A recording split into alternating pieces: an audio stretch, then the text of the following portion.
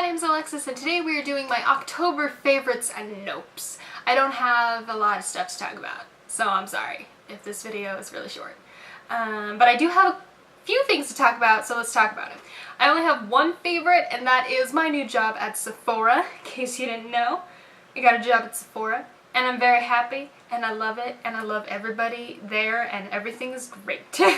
I love it. So that is my one favorite for the month, is my job at Sephora. I have two on the fence products. The first is the Urban Decay All Nighter Foundation. As you can see, I have a sample of it. So I got this in the shade 4. And I have it in the shade 5, but I didn't use the shade 5, I only used the shade 4. Okay.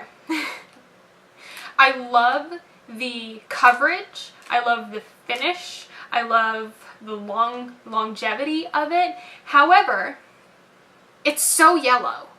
It's so yellow. So the shade that, according to like the IQ, would match me is 5. However, these oxidize. So I went down to 4, that way if/when it did oxidize, it would still be the same, like the right color for me depth-wise. So it matches me depth-wise, shade 4 does. But it's so yellow. It's like visibly more yellow than it needs to be. So that really bums me out because, like I said, I really liked the coverage and the finish of it. I like how it looked on my skin, but it's so yellow, so yellow. So I can't talk. I want to try one day to mix in a couple of my Cover FX custom cover drops in with this because I have those in a neutral shade. Hopefully it would make this more neutral, but I don't know. It may just make it turn gray. So I'm really bummed because I really liked this, but it's like it's so yellow that I can't get away with it. My next on the fence is the Foreo Luna Play, and this is just a teeny tiny little skin cleansing brush thing, skin cleansing tool, whatever you want to call it. I got this in a set from Sephora that I'll be talking about in a few videos from now. But I got this in there and I've been using it. Sorry, there's hair floating everywhere. I've been using it and I like it, but I don't love it. So, okay, so let's start with why I do like it. It's very soft, it's very gentle. The motion, like the vibraty kind of motion, isn't too much or too weird or anything like that. What I don't like about it is that, first of all, this one does not have a timer. I don't know if the other versions of the Foreos have timers on them, but this does not have a timer, like an automatic shut-off timer. So like with my Clarisonic, that turns off after a minute so that you know that you're done. This doesn't do that. So I don't know if I'm cleansing for too long. I don't know if I'm cleansing not long enough. I don't know because this doesn't tell me. But like I said, I don't know if the other versions have automatic shutoffs, but this tiny little travel one does not, and that bothers me.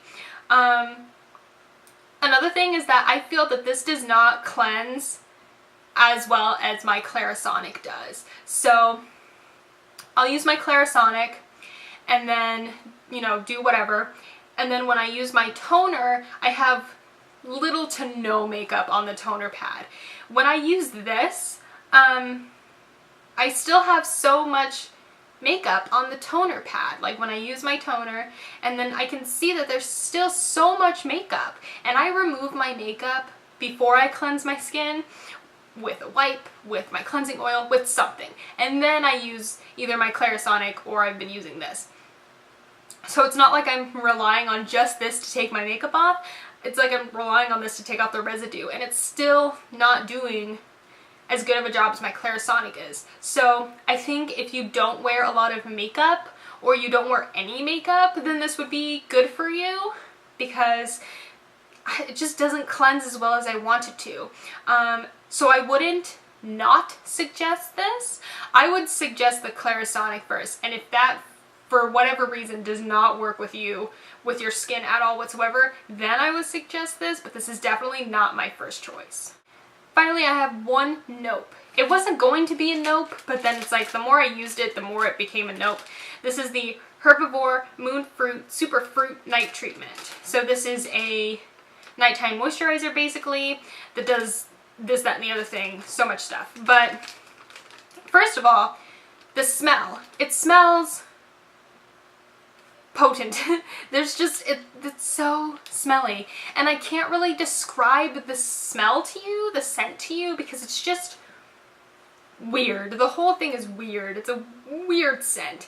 And it's very strong. It's so, like, even when you're putting it on, you can still kind of smell it, which I don't like.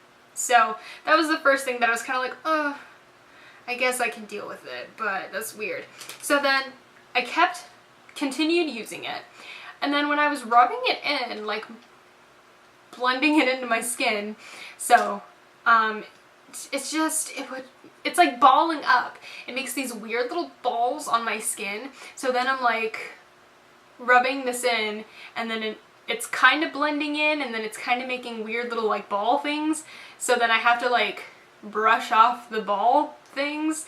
And is this making any sense? Like, it balls up, and then I have to get the little balled up moisturizer off of my face, and it's just very strange. It's very strange. So, and I don't find it to be extra hydrating or extra moisturizing or extra whatever. Like, it just didn't wow me like I thought it was going to. So that's why it's a nope. So that's all I have for you guys today. Thank you so much for watching. All the links to all my social media will be down in the description, so check me out there. Don't forget to subscribe if you haven't already, and I'll see you guys again soon. Bye!